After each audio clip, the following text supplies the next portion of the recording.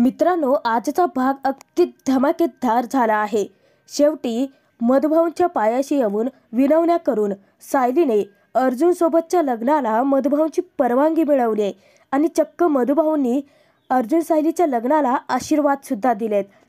ही चांगली गोष्ट तर मालिकेत घडलीच आहे, परंतु जी प्रिया कुसुमच्या चाळीत येऊन सायलीला त्रास देणार, तर सायलीनेच प्रियाला सडेतोड उत्तर देऊन तिला तिची जागा दाखवत तिची बोलतीच आता पूर्णपणे बंद केली आहे।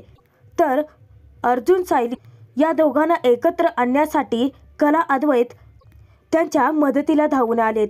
जरी चैतन्याला सुभेदारांनी प्रियाचं ऐकून दूर केलं असलं अर्जुनपासून, तरीही चैतन्याची कमी भरून काढून कला अद्वैतने बाजू आता सांभाळून घेतली आहे। परंतु प्रियाच्या मेहंदीची वाट कशी लागेल, मधुभाऊ सायलीला लग्नासाठी परवानगी कशी देतील आणि चाळीत तमाशा करणाऱ्या प्रियाला सायली चांगलीच तोंडघशी कशी पाडेल, ते व्हिडिओत पाहणारच आहोत। तेव्हा व्हिडिओ शेवटपर्यंत बघायला विसरू नका। ठरलं तर मग मालिकेच्या आजच्या 3 फेब्रुवारीच्या भागात सायली विचार करत असते, तेव्हा कुसुम येऊन तिला विचारते की सायली, तू खरंच लग्नाचं जास्तच मनावर घेतलंयस का? तेव्हा सायली उत्तर देते की अर्थात कुसुमताई, जर प्रियाने आमचा घटस्फोट घडवून आणलाय म्हटल्यानंतर मला यांच्याशी पुन्हा लग्न तर करावंच लागेल ना। आणि तसंही आमचं लग्न कोणत्या परिस्थितीत झालं होतं हे तर तुला चांगलंच माहिती आहे ना। हाताला मेहंदी लागली ना हळद, परंतु आता मला यांच्याशी विधीपूर्वक लग्न करायचं आहे। तेव्हा कुसुमताई जरा विचारच करते, हे सगळं नक्की कसं घडेल ते तिला अजूनही कळत नसतं की सायलीच्या मनात नक्की चाललंय तरी काय। कुसुमताई सायलीला विचारते की परंतु हे सगळं जर मधुभाऊंना कळलं तर? नेमके तिथे मधुभाऊ येतात। ते चिडून विचारतात की तो गडकरी मला बाहेर दिसला, त्या अर्जुन सुभेदाराचा निरोप घेऊन आला होता का तो? तेव्हा कुसुम म्हणते की हो। चिडलेले मधुभाऊ सायलीला खडसावतात की आता तुझं हे प्रकरण नक्की कधी संपणार आहे? तेव्हा सायली त्यांना उत्तर देते की मधुभाऊ, प्रकरण जर असतं ना तर ते केव्हाच संपलं असतं, परंतु हा विषय माझा आणि माझ्या नवऱ्याच्या नात्याचा आहे। चिडलेले मधुभाऊ सायलीला म्हणतात की तुझ्याशी काही बोलायचं झालं ना तर पालथ्या गडावर पाणीच आहे, ते तेथून तोंड फिरवून निघून जाणार। सायलीही तितकेच हट्टाला पेटते आणि मधुभाऊंना रोखते। मधुभाऊंना ती विचारते की मधुभाऊ, लहानपणापासून मी तुम्हाला कधी काही मागितलं आहे का? मधुभाऊ चिडीचूप असतात। पुन्हा सायली विचारते की सांगा ना मधुभाऊ, लहानपणापासून मी तुम्हाला कधी काही मागितलं आहे का? तेव्हा मधुभाऊ मान हलवून नकार देतात। तेव्हा सायली म्हणते की हो ना, कारण लहानपणापासून मला माझ्या मनासारखं काही घडवून घ्यायची सवयच लागलेली नाहीये। लहानपणी माझे जन्मदाते मला सोडून गेले, तेही माझ्या इच्छेविरुद्ध। मला अनाथ म्हणून वाढवलं गेलं, तेही माझ्या इच्छेविरुद्ध। आणि माझं अर्जुन सरांसोबत लग्न झालं होतं, तेही माझ्या इच्छेविरुद्धच। तेव्हा मधुभाऊ धक्क्याने सायलीकडे पाहतात। तर सायली म्हणते की मधुभाऊ, आत्ता कुठे सगळं माझ्या मनासारखं घडतंय। माझं ज्याच्यावरती प्रेम आहे ना, तो माणूसही माझ्यावरती तितकंच प्रेम करतो। मधुभाऊ, मला माझं प्रेम पुन्हा मिळवायचं आहे, असं सायलीने म्हणताच चिडलेले मधुभाऊ पिशवी हातातली फेकून देतात। सायलीला मोठा धक्काच बसतो। आता मधुभाऊंपुढे सायलीने डोकं आपटून जरी समजवण्याचा प्रयत्न केला तरी मधुभाऊ काही ऐकून घेणारच ते नसतात। तरीही सायली आपले प्रयत्न चालूच ठेवते। चिडलेले मधुभाऊ सायलीला म्हणतात की जर त्याचं तुझ्यावरती प्रेम असतं ना तर त्याने प्रियाशी लग्न करण्यासाठी होकार दिलाच नसता। तरीही सायली शांततेत मधुभाऊंना समजावते की मधुभाऊ, हे सगळं नाईलाजाने करतायत, ते त्यांचं नातं आणि नात्यातून आलेलं कर्तव्य बजावतायत आणि मी माझं कर्तव्य बजावते। आणि तसंही मधुभाऊ, तुम्हाला वाटतं का की यांनी प्रियाशी जरी लग्न केलं तरी आयुष्यभर ते सुखी राहू शकतात? आता मधुभाऊ खूप चिडतात आणि सायलीचा हात झटकतात। उलट सायलीला ते म्हणतात की तू एकदा मनाशी एखादी गोष्ट पक्की केली तर ती पूर्ण होईपर्यंत गप्प बसणार आहेस का? तेव्हा सायली हसते आणि मधुभाऊंना म्हणते की हो ना मधुभाऊ। मधुभाऊ, आज तुमची हीच हट्टी मुलगी तुमच्याकडे जे मागते ते द्या ना मधुभाऊ, असं सायली रिक्वेस्ट करते। मधुभाऊ सायलीकडे रागाने पाहत असतात। आता कुसुमताई पुढाकार घेते आणि मधुभाऊंना समजावते की मधुभाऊ, सायली जे काही म्हणते आहे ते प्लीज एकदा शांतपणे ऐकून घ्या ना. सायली आपली बाजू मधुभाऊंना समजावते. आता मधुभाऊ कितीही चिडले तरी त्यांचं बापाचं मन लेकीसाठी कळवळतंच. सायली त्यांच्या पुढे विनंती करते की मधुभाऊ, मेहंदी, हळद, चुडा भरणं या सगळ्या विधी मला करायच्या आहेत. आणि तसंही तुम्ही जर माझं लग्न जमवलं असतं तर या विधी पार पाडल्याच असत्या ना. आता मधुभाऊ सायलीशी काहीही न बोलता तेथून गुपचूप निघून चालले असता सायली चक्क मधुभाऊंचे पायच धरते आणि त्यांना अडवते. नाही म्हणू नका मधुभाऊ, या लेकीचा हट्ट तुम्हीच पूर्ण करा. मला अर्जुन सरांशी लग्न करायचं आहे, तेही विधीपूर्वक. मला परवानगी द्या ना. जर तुमचं आशीर्वाद जर माझ्यासोबत असतील तर मला बरं वाटेल. ही तुमची लेक तुमच्याकडे आनंदाचे क्षण मागते आहे, द्या ना मधुभाऊ. असं सायली तिथे आता मधुभाऊंसमोर कयावया करायला लागते. तर मधुभाऊ सायलीवरती खूप रागावलेले असतात. सुभेदार सगळे सायलीच्या विरोधात असताना सायली इतकं मोठं पाऊल उचलते ही गोष्टच मधुभाऊंच्या मनाला पटत नसते. तरीही काळजीपोटी ते सायलीला म्हणतात, आता तू दरीत उडी टाकायची ठरवलीच आहे म्हटल्यानंतर मी काय तुला थोपवू शकत नाही. हां, परंतु उडी मारल्यानंतर ज्या वेळी तू जखमी होशील ना तेव्हा हाच बाप तुझ्या जखमांवरती मलम लावण्यासाठी असेलच. आणि एक गोष्ट लक्षात ठेवा सायली, ज्या वेळेस तुला लक्षात येईल की स्वतःची चूक झाली तेव्हा रडण्यासाठी याच बापाचा खांदा तुझ्यासाठी असेलच. शेवटी तुझ्या पदरी निराशाच येईल, असं मधुभाऊ ठामपणे सांगतात. परंतु सायली ही त्यांचीच मुलगी आणि त्यांच्यासारखी तितकीच हट्टी. उठते आणि मधुभाऊंसमोर हात जोडत मानते की मधुभाऊ, चूक जर झाली ना तर नक्कीच तुमच्या खांद्यावरती डोकं ठेवून रडायलाही तयार असेल. आणि आज तुम्ही मला अडवत नाही आहात मधुभाऊ, हा तुम्ही मला दिलेला आशीर्वाद मी समजते. असं सायली तिथे म्हणते तेव्हा मधुभाऊ चिडतात आणि रागाने तेथून निघूनच जातात.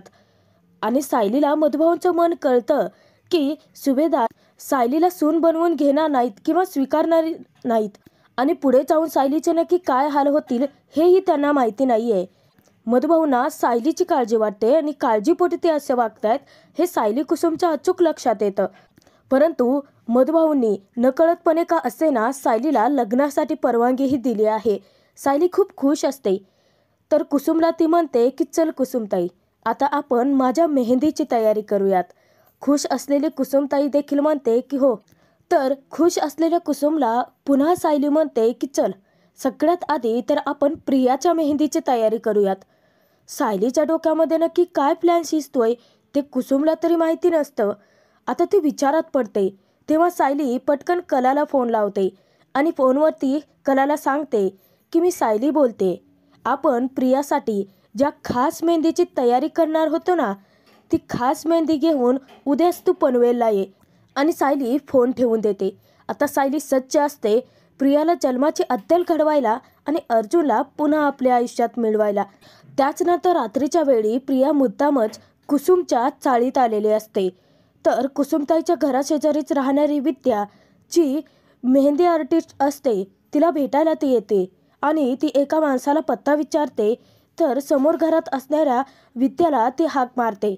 तेव्हा विद्याला विचारते की तू मेहंदी आर्टिस्ट आहे ना. तर ती सांगते की हो, मी ब्रायडल मेहंदी काढते. तेव्हा तिच्या खांद्यावरती हात ठेवून तिला बाहेर घेऊन येत प्रिया म्हणते की ए आणि मेहंदी काढण्यासाठी ना मीच ब्रायडल आहे. तर मुद्दामच प्रिया जोरजोराची ओरडते की जेणेकरून सगळं बोलणं सायलीला ऐकू जावं. आता मुद्दाम तिला सायलीला डिवचायचं असतं, त्रास द्यायचा असतो. विद्याला ती म्हणते की माझ्या हातावरती मेहंदी काढायची आहे, माझं लग्न होणार आहे. कुणाशी माहिती आहे? अर्जुन सुभेदारांशी. तेव्हा ती म्हणते की हो, अर्जुन सुभेदारांच्या होणाऱ्या पत्नी आहात तुम्ही. तेव्हा प्रिया मुद्दाम तिला जोरजोराचं तेच वाक्य बोलायला लावते. मुद्दाम जोराची ओरडत ती तिला विचारते की माझ्या हातावरती मेहंदी काढायला येशील ना गं. तेव्हा विद्या म्हणते की हो येईन, परंतु कधी यायचं आहे? तेव्हा प्रिया सांगते की उद्या. परंतु माझ्या हातावरती काढलेली मेहंदी ही सगळ्यांना आवडायला हव्या. आणि बरं, येताना ना तू चाळीतला सगळ्यांना सांगून या की तू कोणाच्या हातावरती मेहंदी काढायला चाललेस. तेव्हा विद्या म्हणते की अर्जुन सुभेदारांच्या होणाऱ्या बायकोच्या. अर्जुन सुभेदाराची होणारी बायको मी आहे मी, असं जेव्हा ती प्रिया ओरडत असते, नेमकं सायली येऊन तिच्या पाठीमागे थांबते आणि प्रियाला ते माहितीच नसतं. सायली सगळं ऐकते आणि त्यानंतर प्रियाच्या खांद्यावरती हात ठेवताच प्रिया मागे वळून पाहते, तर समोर तिला सायली उभी दिसते. तर सायली म्हणते की बाकी सगळ्यांना सांगण्यापेक्षा थेट मलाच सांग ना हे सगळं. तर प्रिया म्हणते, सॉरी हां सायली, काय आहे, माझ्या लग्नामध्ये मी तुला इन्व्हाइट नाही ना करू शकणार. मुद्दाम सायलीला चिडवण्यासाठी, तिला डिवचण्यासाठी प्रिया म्हणते की मी त्याच्यासोबत लग्न करते आहे जो कधीतरी तुझा नवरा होता, आणि जोरजोराची एकटीच वेड्यासारखी हसायला लागते. सायली शांतपणे तिच्यासमोर उभी असते. तोंडातून एक चकार शब्दही काढत नाही ती, कारण सायलीने कलाच्या मदतीने प्रियासाठी खास मेहंदीची तयारी जी केलेली असते आणि पुढे काय होणार आहे, प्रियाचा चांगलाच पचका कसा होणार आहे, तेही सगळ्या सुभेदारांसमोर तेही सायलीला माहिती असतं. आता सायली या सगळ्यामुळे वाईट वाटूनही घेत नाही आणि निवांत प्रियाकडे पाहून ती हसत असते. तर प्रिया स्वतः चिडते आणि सायलीला विचारते की काय कोडगी झाली आहेस का तू? अगं मी त्याच्याशी लग्न करते जो तुझा कधी काळी नवरा होता, आणि येत्या 2 दिवसामध्ये मेहंदी, चुडा भरणं, हळद, संगीत हे सगळे विधी करून मी त्याच्यासोबत बोहल्यावरती चढणार आहे, आणि तुला काहीच वाटत नाही आहे त्याचं? तेव्हा सायली ही प्रियाला सणसणीत उत्तर देते की का गं, हे सगळं तू एवढ्या मोठ्याने का सांगतेस? तुला भीती वाटते का तुझं लग्न होणारच नाही म्हणून? आणि यावेळी सायलीची टर्न असते प्रियावरती हसण्याची. आता प्रिया पूर्णपणे गोंधळूनच जाते आणि चाचपडतच विचारते की भीती कसली असेल मला, ही काही काय बोलते? तेव्हा सायली प्रियाला म्हणते की आरडाओरडा तेच लोक करतात ज्यांच्या मनात भीती असते, आणि काय आहे ना प्रिया, खोटं हे ओरडूनच सांगावं लागतं नाही का? आता जी प्रिया मुद्दाम सायलीला त्रास द्यायला आलेली असते, त्या प्रियाला सणसणीत उत्तर देऊन सायलीने तिचा चांगलाच पोपट केलेला असतो. वा सायली. आता सायली प्रियाला तिच्याच भाषेत उत्तर देते की सत्य जरी हळू सांगितलं ना प्रिया, तरी तेच जास्त वाचलं जातं. आता प्रियाला बोलायला काही शब्दच उरलेले नसतात आणि सायलीने तिची चांगलीच बोलतेही बंद केलेली असते. तर प्रिया कुसुमला म्हणते की हिला ना ट्रीटमेंटची गरज आहे, मला ना आता हिची काळजी वाटते, हिला ट्रीटमेंटसाठी घेऊन जा कुसुम. तेव्हा सायली म्हणते, नको काळजी करूस प्रिया, कारण हे माझे होते, माझे आहेत आणि माझेच असणार आहेत. आता प्रियाची चांगलीच घाबरगुंडी उडालेली असते आणि जी प्रिया सायलीला डिवचायला आलेली असते ती चांगलीच तोंड घशी पडते आणि सायलीला उलट म्हणते की आता तर ना तू लग्नाला येच. नाही म्हणजे तू जेव्हा येशील ना आणि स्वतःच्या डोळ्यांनी पाहशील ना की अर्जुन आणि माझं लग्न होतंय ना, मग तुला सत्य कळेल, तुला ना लग्नाला यायलाच हवंय. असं ज्यावेळी प्रिया म्हणते तेव्हा सायली तिलाही सडेतोड उत्तर देते की लग्नाला तर मी येणारच आहे प्रिया, परंतु नवरी बनून, आणि तूच काढलेल्या मुहूर्तावरती अर्जुन सरांशी मी लग्न करेन. मांडवही तोच असेल जो तू घातलेला असेल, परंतु त्या मांडवात मी लग्न करणार, तेही माझ्याच नवऱ्याशी, आणि तेही तुझ्या डोळ्यासमोर. शाब्बास सायली. प्रियाला असंच सडेतोड उत्तर दिलंय ना तिने की आता प्रिया पूर्णपणे शॉकमध्येच गेली आहे. ज्यावेळेस विद्या तिला भानावरती आणते ना, तेव्हा प्रिया धक्क्याने सायलीकडेच पाहायला लागते. तर विद्या तिला विचारते की मी नक्की यायचं आहे ना? तर चिडलेली प्रिया विद्यावरतीच खेकसते की वेळेवर ये, आणि तोंड लपवून तेथून चिडीचूप निघूनच जाते. सायलीने चांगलंच प्रियाला फटकारलेलं असतं. जेव्हा प्रिया निघून जाते ना, तेव्हा सायली आणि कुसुम एकमेकींकडे पाहून हसायला लागतात. आता प्रिया जी सायलीला डिवचायला आलेली असते स्वतःचाच अपमान करून घेऊन जाते. तर त्यानंतर दुसऱ्या दिवशी अखेर मेहंदीचा कार्यक्रमाचा दिवस उजाडतोच.